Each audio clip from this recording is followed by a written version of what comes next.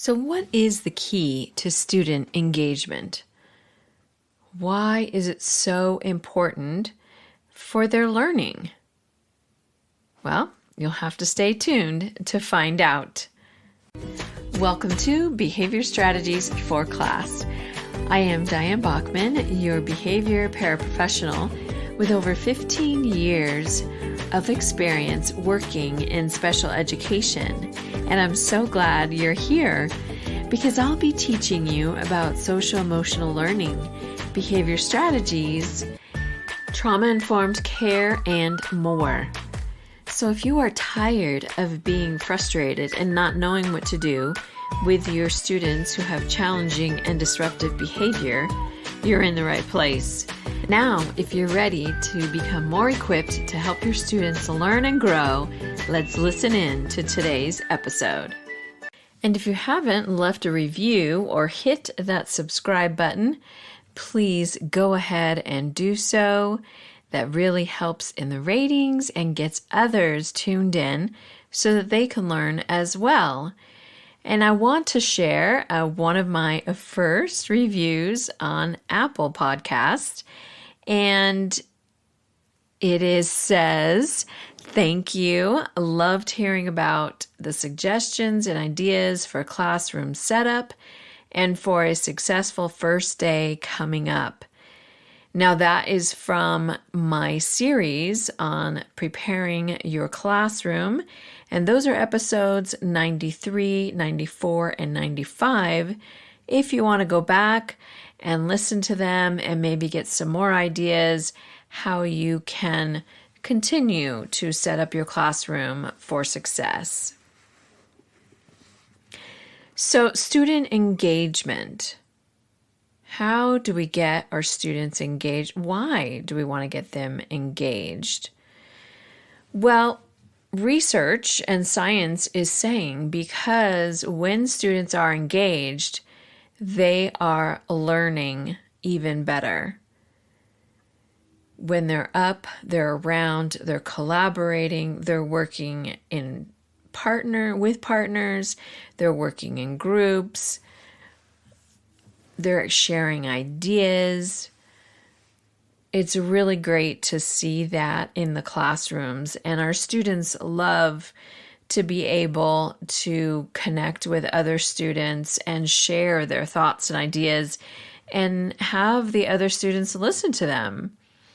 Sometimes we have to give them a little nudge to listen to our students, but other times they're just so great and patient and wait to listen to our students because sometimes they're still not used to having that positive peer interaction.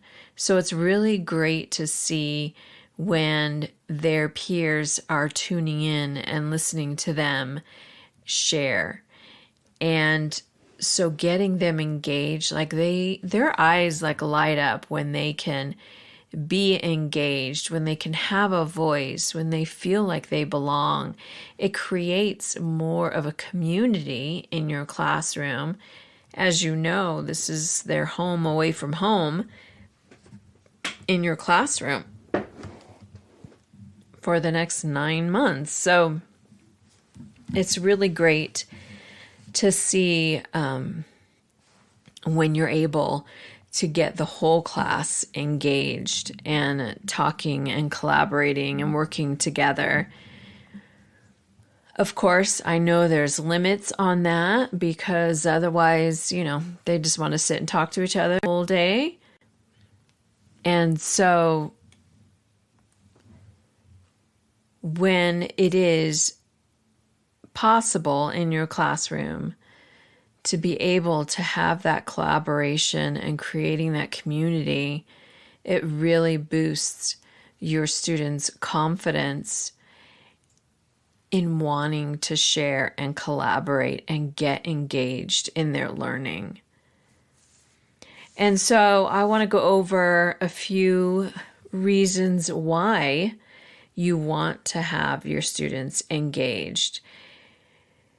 Now, ultimately, according to Dr. Bruce Perry, two of the most important things that help a student stay engaged and be engaged is them feeling safe and them feeling like they belong. Again, it's that community. Because when they feel safe, cared for, valued, they feel like they belong. And so they're comfortable and safe in being able to share. And students learn best when they're motivated and when they stay engaged. Now, granted, engaged doesn't always mean, you're working in groups or working with each other. It's when they're also engaged, working by themselves and focused and doing their best writing or their best math or whatever it is they're working on, and seeing how they can focus in and really give it their best. So as students are engaged, it is building their self-confidence. And as their self-confidence grows, they want to be even more engaged. They want to help others be engaged. You can just watch them flourish and grow as they are in tune and engaged to what you're teaching. And so that just builds their self-confidence to just keep going and keep growing. And along those lines, it also builds belief in themselves by giving them that voice. So again, in their engagement, they're collaborating even with you and getting that back and forth conversation, so you know that they're tuned in, they're listening, they're asking questions about the lesson, and that helps, again, give them a voice, builds their confidence, makes them feel valued. Another way that's important that gets your students engaged is by you asking the right questions. So questions that are piquing their curiosity. Then waiting to listen for their answer gives them that voice. Because, some of your students, they don't have adults at home that are taking the time to sit and listen to them. They get home, they're given their iPad, and then they don't see them until dinner. And then after dinner, they get their iPad again, and then they're going to bed. I'm just giving an example. I'm not saying, obviously, that's everybody. But I do know that some students, that is the way it is. They don't have really any positive interaction with the adults at their house. So you being there, supporting them, encouraging them, motivating them is really helping them grow overall as a whole student, the whole person, as they continue to grow and work together with you and be engaged, ask the questions, letting them ask questions as well, and giving that listening to them, again, makes them feel valued and cared for in your class.